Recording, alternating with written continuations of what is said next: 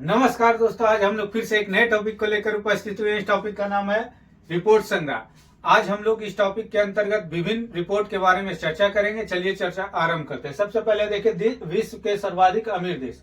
अभी हाल ही में IMF के द्वारा यानी अंतर्राष्ट्रीय मुद्रा कोष के द्वारा एक रिपोर्ट जारी किया गया है। इस रिपोर्ट के अंतर्गत कहा गया है कि प्रति व्यक्ति GDP के आधार पर जो सर्वाधिक अमीर देश है वो लग्जमबर्ग है। इसके बाद आयरलैंड का स्थान आता है, तीसरे स्थान पे सिंगापुर है और चौथे स्थान पे कतर है। इसके अलावा एक अन्य रिपोर्ट जारी किया गया है, प्रवसन और विकास रिपोर्ट 2023, जिसे वर्ल्ड बैंक के द्वारा जारी किया गया है 18 दिसंबर 2023 को। शीर्षक था leveraging diaspora finance for private capital mobilisation. इसके अनुसार प्रवासी भारतीयों ने अनुमानित 125 अरब डॉलर जो है की राशि भारत भेजी है, यानी रेमिटेंसेस के रूप में भारत को 125 अरब डॉलर का प्राप्ति हुआ और ये विश्व में सर्वाधिक अधिक है।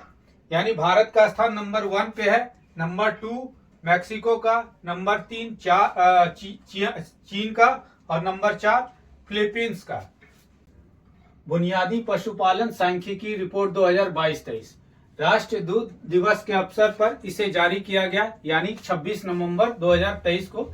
इस रिपोर्ट के अनुसार भारतवर्ष में उत्पादन 2022-23 के अनुसार अनुभाग के अनुसार देखें तो सबसे पहले दूध का जो उत्पादन हुआ था 2022-23 में वो 230.50 मिलियन टन का उत्पादन हुआ था और प्रथम स्थान किसका राज्य का रहा तो उत्तर प्रदेश और द्वितीय स्थान पे राजस्थान का स्थान था।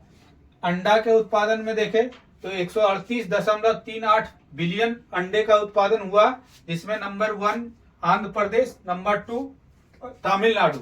फिर कुल मांस के उत्पादन में देखें तो 9.77 मिलियन टन का उत्पादन हुआ, नंबर 1 उत्तर प्रदेश में, नंबर 2 पश्चिम बंगाल उत्पादन में रहा। नंबर उनके उत्पादन में देखें तो 33.61 मिलियन टन का उत्पादन हुआ, नंबर 1 उनके उत्पादन में राजस्थान, नंबर 2 जम्मू कश्मीर। प्रति व्यक्ति दूध की उपलब्धता में देखें तो नंबर 1 पे पंजाब रहा, 1283 ग्राम प्रति व्यक्ति उपलब्धता रहा। राजस्थान में 1238 ग्राम रहा है। नंबर दूसरे स्थान पे खाद्य कृषि संगठन यानी FAO के अनुसार कुल मांस के उत्पादन में भारत का स्थान विश्व में 8वें स्थान पे है। और दूध के संदर्भ में हम लोगों ने ऑपरेशन फ्लड या श्वेत क्रांति चलाया था। दूध का उत्पादन जब वृद्धि हुआ तो उसे श्वेत क्रांति के नाम से जाना गया। उसके बाद रजत क्रांति के नाम से अंडा उत्पादन से संबंधित है। फिर लाल क्रांति का संबंध जो है मांस के उत्पादन में से संबंधित है। एशिया प्रांत मानव विकास रिपोर्ट, इसे UNDP यानी संयुक्त राष्ट्र विकास कार्यक्रम के द्वारा जारी किया जाता है। नवंबर 2023 में इसे जारी किया गया। शीर्षक था making our future new directions for human development in Asia and the Pacific. Report की मुख्य बातों को देखें तो भारत की प्रति व्यक्ति आय 2000 से 2022 के दौरान, जहां 2000 में 442 डॉलर था, वो बढ़कर 2389 डॉलर हो गया 2022 में। इसके बाद देखें भारत में निर्धनता अनुपात, इसी की गणना 2.15 डॉलर प्रतिदिन की आय की दृष्टि से की जा रही है। 2004 से 2019 के बीच 40% से घटकर यह 10% रह गया है। फिर बहुआयामी निर्धनता 2015-16 से 2019-21 के दौरान जो है 25% से घट के 15% यानी 14.96% रह गया। निर्धनता उन राज्यों में केंद्रित है जहां पर देश की 45% जनसंख्या निवास करती है, यानी यूपी बिहार यूपी बिहार आदि पश्चिम बंगाल आदि राज्यों में। किंतु यहाँ पर जो निर्धनता सबसे अधिक है वो इन राज्यों को मिलाकर 65% निर्धन इन्हीं राज्यों में है। विश्व निवेश रिपोर्ट, इसे UNCTAD United nation conference on trade and development के द्वारा जारी किया जाता है। थीम क्या था? सभी के लिए सतत ऊर्जा में निवेश, investing in sustainable energy for all. इसके अनुसार प्रत्यक्ष विदेशी निवेश अंतर प्रवाह मतलब इनफ्लो, किसी देश में जब बाहर से कोई कंपनी या कोई देश अपनी पैसा दूसरे देशों में लगाया जाता है तो इसे एफडीआई के माध्यम से यानी प्रत्यक्ष विदेशी निवेश के माध्यम से तो इनफ्लो बोलते हैं। उस देश के लिए वो इनफ्लो हुआ मतलब अंतर प्रवाह हुआ। के संदर्भ में 2022 में भारत का स्थान जो 8वें स्थान पे था, ठीक है। 2022 में एफडीआई के अंतर प्रवाह मतलब इनफ्लो में सबसे ज्यादा इनफ्लो कहां हुआ था? तो यूएसए में, नंबर 2 चाइना, नंबर 3 सिंगापुर। इसी तरह किसी देश से दूसरे देशों में जब कोई धन बाहर निवेश करने के लिए जाता है तो उस देश को क्या कहते हैं? उस देश के धन को क्या कहते हैं? उस देश से निकाला गया धन को बहिर्प्रवाह कहेंगे या, ठीक है, तो आउटफ्लो बोलेंगे, ठीक है। तो 2022 में दूसरे देशों में एफडीआई सबसे ज्यादा प्रवाह हुआ था। करने वाले देश जो थे वो USA number 1, number 2 Japan, number 3 China. इसके बाद है वर्ल्ड इकोनॉमिक आउटलुक। इसके बारे में काफी एग्जाम में पीटी में पूछा जाता है कि ये वर्ल्ड इकोनॉमिक आउटलुक किस संगठन के द्वारा जारी किया जाता है? तो इसे आईएमएफ यानी अंतर्राष्ट्रीय मुद्रा कोष के द्वारा जारी किया जाता है। 2023 अक्टूबर के रिपोर्ट के अनुसार उनका शीर्षक था जो नेविगेटिंग ग्लोबल डाइवर्जेंस। इसके अनुसार वर्ष 2022 में भारतीय अर्थव्यवस्था की वृद्धि दर जो है 7.2% रही है। संयुक्त राष्ट्र मरुस्थलीकरण रोकथाम अभिसमय डेटा, इसे यूएनसीसीडी द्वारा जारी किया गया है, United Nation convention to combat desertification के द्वारा। काफी महत्वपूर्ण क्योंकि यह पहली बार इस डेटा को जारी किया गया है। इस डेटा के अनुसार भूमि क्षरण में विश्व भर में तीव्र गति से वृद्धि हुआ है, मतलब भूमि का क्षरण तेजी से बढ़ रहा है। 2015 से 19 तक विश्व भर में लगभग 100 मिलियन हेक्टेयर प्रति वर्ष की दर से उत्पादक भूमि में कमी आई है, यानी नष्ट हुआ है, उसकी क्षरण की समस्या बढ़ी है। भारत में देखें तो क्षरित भूमि क्षेत्र वर्ष 2015 में 4.42% से बढ़कर 2019 में 9.45% हो गई। यानी भारत में भी क्षरित भूमि में लगातार वृद्धि हो रही है। विश्व क्षय रोग रिपोर्ट यानी विश्व टीबी रिपोर्ट 2023, इसे WHO यानी विश्व स्वास्थ्य संगठन के द्वारा जारी किया गया। इसके प्रमुख बिंदु है वर्ष 2022 में विश्व भर में क्षय रोग के सर्वाधिक मामले 2.8 यानी 2.8 मिलियन टीबी के मामले भारत में पाए गए, मतलब वर्ल्ड में नंबर 1 है भारत के में टीबी के मामले पाए जाने में।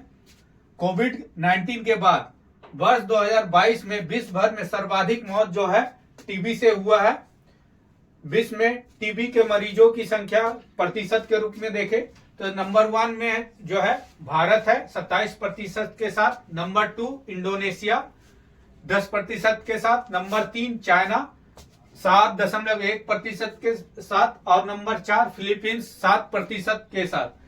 वर्ष 2022 में वैश्विक स्तर पर 7.5 मिलियन टीबी से पीड़ित लोगों का इलाज किया गया है, उसका निदान किया गया है। जब वर्ष 1995 में टीबी निगरानी कार्यक्रम WHO के द्वारा जारी शुरू किया गया था, उसके बाद यह निदान करने का सर्वाधिक मामला है टीबी के संदर्भ में वर्ष 2022 में। फिर भारत ने टीबी उन्मूलन का लक्ष्य जो है 2025 रखा है और वैश्विक स्तर पर यह लक्ष्य जो है 2030 रखा गया है। अभी हाल ही में समुद्री परिवहन 2023 की समीक्षा की गई। यह समीक्षा जो है United nation conference on trade and development यानी UNCTAD के द्वारा किया गया। रिपोर्ट में ग्रीन हाउस गैस और डीकार्बनाइजेशन के चुनौतियों पर प्रकाश डाला गया। इसके अनुसार अंतर्राष्ट्रीय नौ परिवहन से ग्रीन हाउस गैसों के उत्सर्जन में 2013 की तुलना में 2023 में 20% से अधिक की वृद्धि हुई है। फिर नौ परिवहन उद्योग जो है वैश्विक व्यापार में 80% से अधिक योगदान करता है एवं ग्रीन हाउस गैसों में इसका योगदान जो है 3% का है। अंतर्राष्ट्रीय समुद्री संगठन यानी IMO ने वर्ष 2050 तक शून्य ग्रीन हाउस उत्सर्जन प्राप्त करने का लक्ष्य रखा है, यानी शुद्ध कार्बन नेट जीरो का लक्ष्य जो रखा गया है IMO के द्वारा 2050 रखा गया है। इंडिया एजिंग रिपोर्ट 2023, इसे संयुक्त राष्ट्र जनसंख्या कोष भारत द्वारा अंतर्राष्ट्रीय विज्ञान संस्थान international institute for population science के सहयोग से जारी किया गया। इसका थीम था हमारे बुजुर्ग की देखभाल संस्थागत प्रक्रिया, caring for our elders institutional responsiveness. इस रिपोर्ट के मुताबिक भारत में वर्ष 2022 यानी 1 जुलाई 2022 तक की काउंटिंग की गई है में 60 या उससे अधिक उम्र वाले लोगों की संख्या 149 मिलियन है, जो देश की कुल आबादी का 10.5% यानी 10.5% के आसपास है। वर्ष 2050 तक भारत की 20% से अधिक आबादी क्या हो जाएंगे, बुजुर्ग हो जाएंगे। यानी 2050 तक प्रत्येक 5 व्यक्तियों में से एक व्यक्ति क्या होगा, बुजुर्ग होगा। वैश्विक स्तर पर देखें तो वर्ष 2022 में 60+ यानी 60 वर्ष से अधिक उम्र वाले लोगों की संख्या जो 1.1 बिलियन है, जो वैश्विक स्तर का 13.9% है। अंतर्राष्ट्रीय माइग्रेशन आउटलुक 2023, इसे आर्थिक सहयोग विकास संगठन यानी OECD के द्वारा जारी किया जाता है। इस रिपोर्ट के अनुसार वर्ष 2021 और 22 में भारत चीन को पीछे छोड़ते हुए OECD देशों में प्रवास यानी भारत के लोग OECD देशों में प्रवास करने के नंबर में नंबर 1 हो गए हैं। दोनों वर्षों में भारत से 0.41 मिलियन लोग जो है प्रतिवर्ष प्रवास किए थे और यह शीर्ष स्थान प्राप्त किया था।